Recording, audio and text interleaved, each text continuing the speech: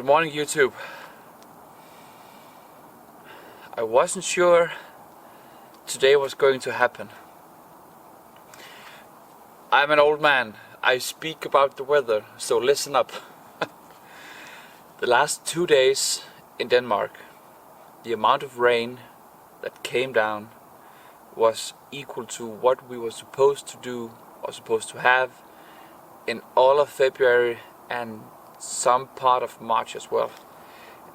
Between 50 and 60 millimeters nationwide.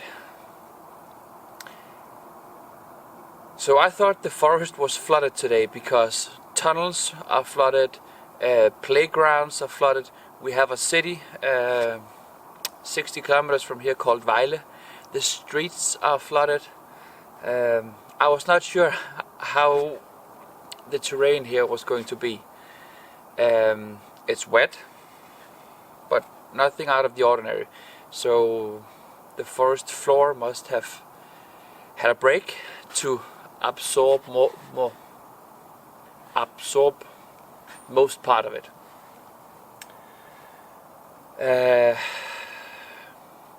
Trying to do more videos if possible. So today, Axe update on the Danish Axe part 2.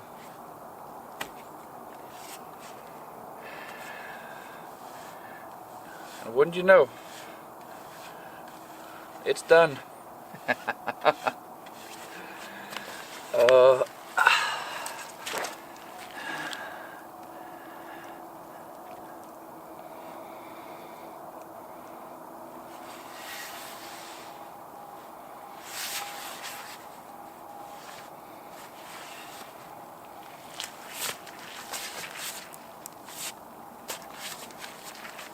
So, if you saw my previous video here in the snow, wearing my anorak, hanging this axe on a handle very similar to this right here, it just occurred to me.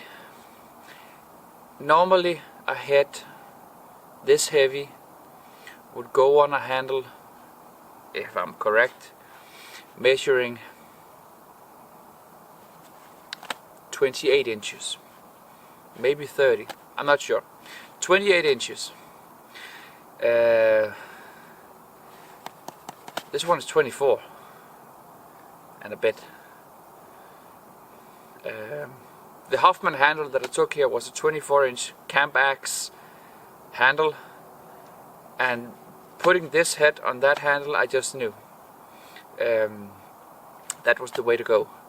So I contacted my friend Oliver, who by the way has started making some very interesting videos about restoring and making axes. I will do Oliver a solid and drop his link in the description below if you want to take a look. I was told that there was going to be a production video of this, so if you want to see that, I don't know when it's done, but I'll link to Oliver's channel, as I said, in the description box, and you could go have a look.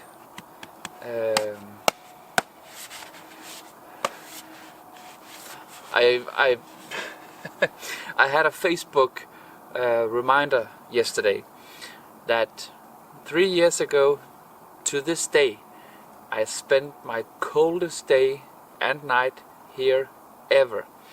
I went camping in snow and winter boots, minus 15 degrees Celsius, carrying one of the first axes Oliver ever made me. So sitting here 3 years later,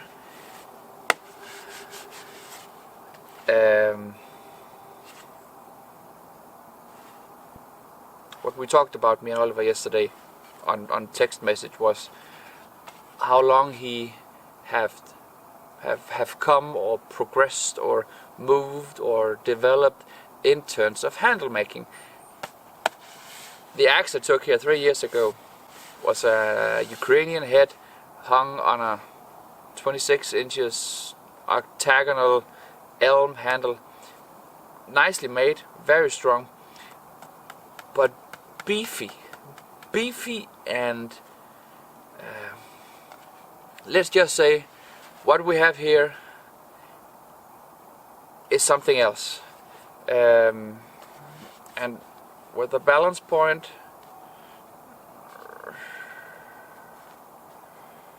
an inch behind the head, just as I wished for, on a beautiful piece of straight grained ash.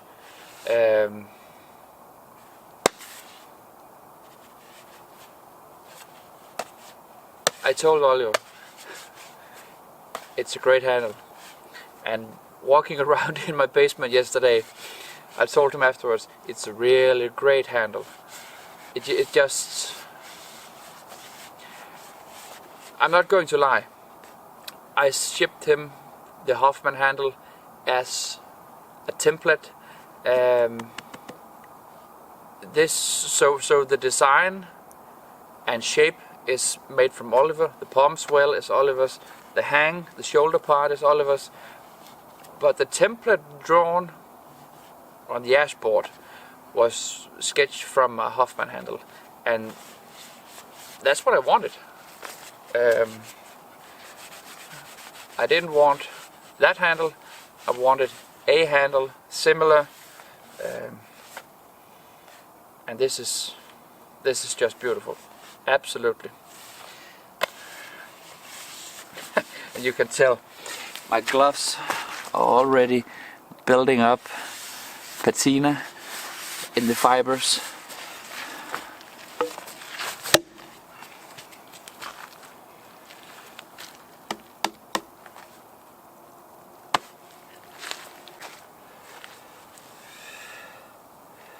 This is the part where my kneecaps get wet. I picked up some I picked up some beautiful firewood last time I was here. Didn't get to burn it all, so I figured let's use the axe for the very first time splitting firewood. Let's test the edge and the feel of the handle. So I'm not going to talk, I'm just going to do what I used to do.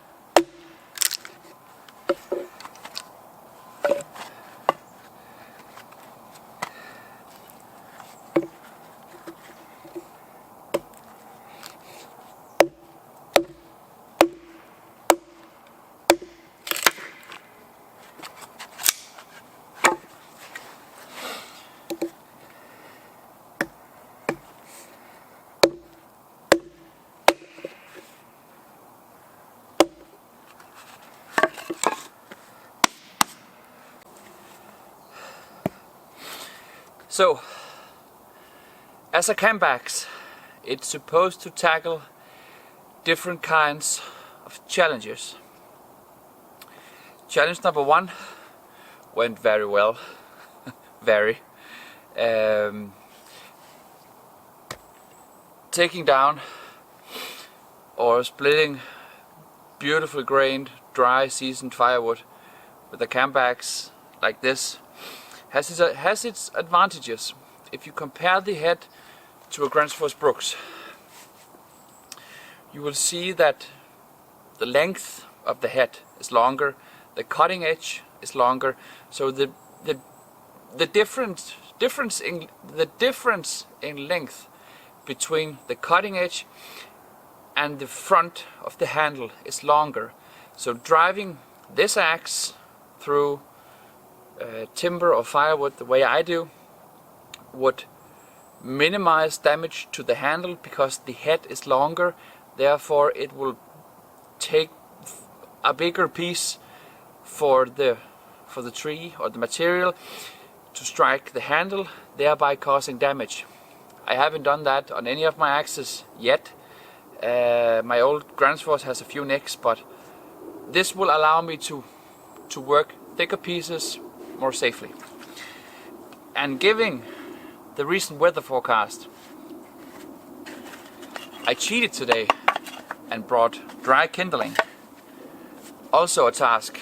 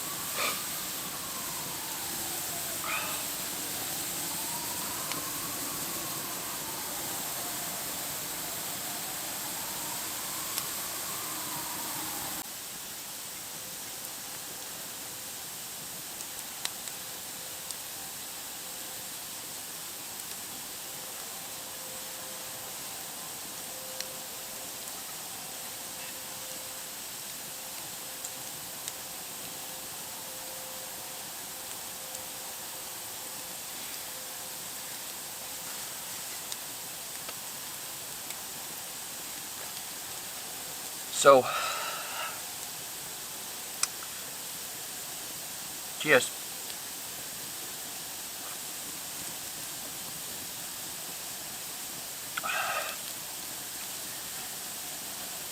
The axe works very, very, very well.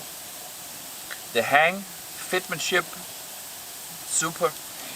The handle ergonomics are very nice. The way I'm able to close up with a close grip, or even come up with a, what's it called? With a hands on the head grip, shaving small pieces of fat wood for lighting my fire. Everything works. I tested the fit. I drove it into my chopping block. The handle is perfectly secure. There's only flex.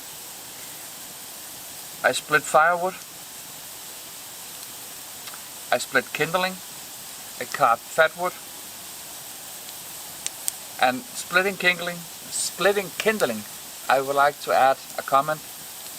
A few years back on the Alone show, I saw a girl doing something that I did, but instead of holding the small piece of timber, or what's it called, the small piece of plywood that I was splitting apart, she didn't use a stick for securing the piece of firewood or kindling. She used her hands. And every time you get your hand closer to this movement, closer to the head, everything becomes dangerous. If you noticed, I wasn't swinging, I was dropping or pushing, so my motion was up and down and not backwards, but up and down.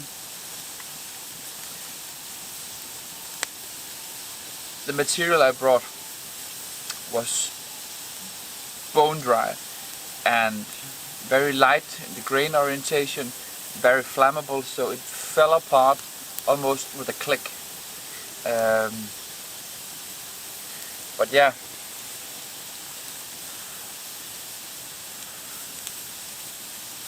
this one is something special.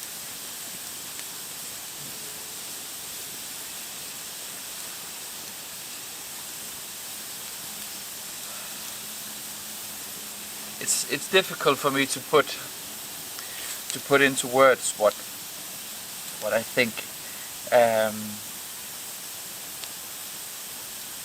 Was it what I hoped and dreamed it would be? Yes.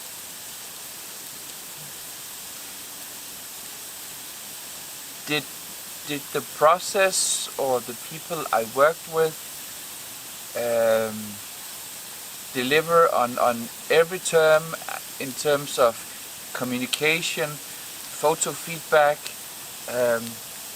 final product? Yes.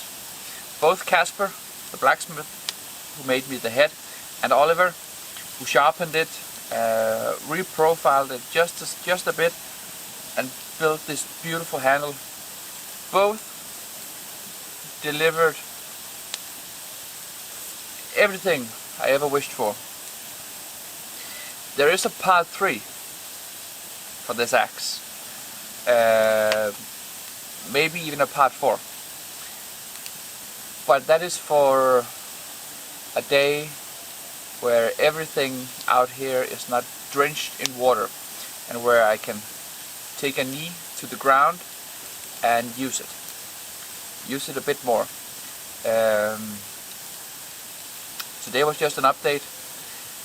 The project will finish when this axe has been to my friend Jimmy, who is a leather maker, but due to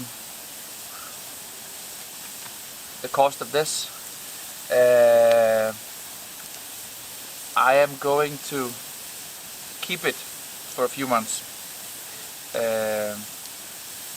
and then have Jimmy do a leather mask for it. I want to keep it, I want to use it, I want to get to know it, I want to make sure the handle is oiled. I got this in the mail yesterday, so I want to make sure that the axe is where it's supposed to be. Use it a bit, and then have Jimmy make a mask for me. Oliver made a wooden case to protect the edge. Very nice. Fits in the backpack, no problem. And I have a spare leather mask from Connecticut pattern that fits it, not functionally, but it fits, and for putting it in the backpack it will use and serve. If not that, then the wooden case that Oliver made for it. I didn't bring the wooden case today because I'm not sure if it was... Oliver does amazing work, and this was just something that he threw together in maybe half an hour for this to travel and for me to use. But it's home in my basement, and I just coated it with the linseed oil. So I didn't want to put a wet piece of timber in my backpack with my sleeping bag and stuff, because I planned something stupid today. That's not going to turn into a video. That's not going to turn into a video. So I could give you a hint. I brought my hammock, my tarp, my sleeping bag, and I'm going to crawl into my sleeping bag and adjust my hammock so that it raises up so I can sit in it like a floating chair. And I'm going to sit, stoke the fire, sit, have a whiskey, and just listen, because the birds have slowly started to sing, and maybe if I'm quiet enough for half an hour I can hear something.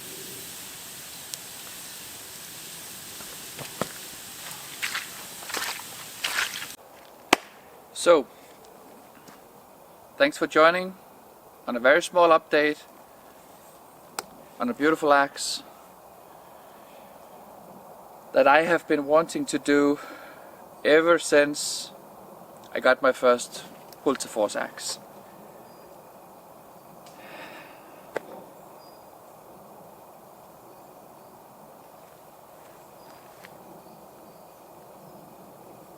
I don't need to say anything.